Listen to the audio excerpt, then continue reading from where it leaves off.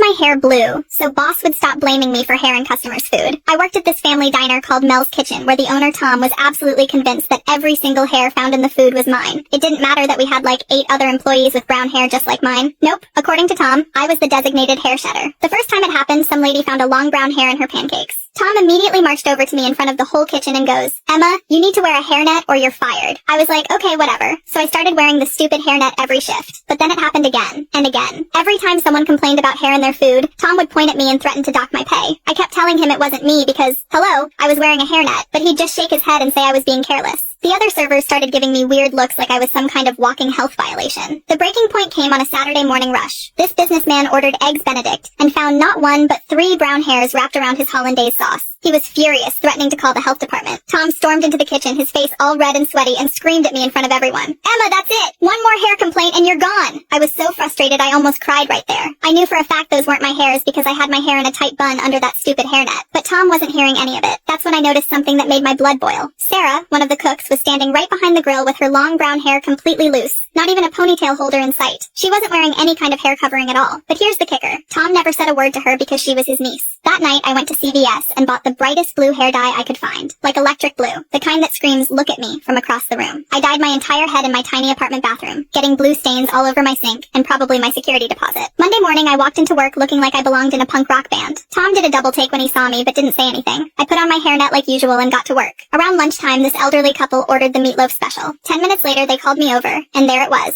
A long brown hair sitting right on top of the mashed potatoes. I watched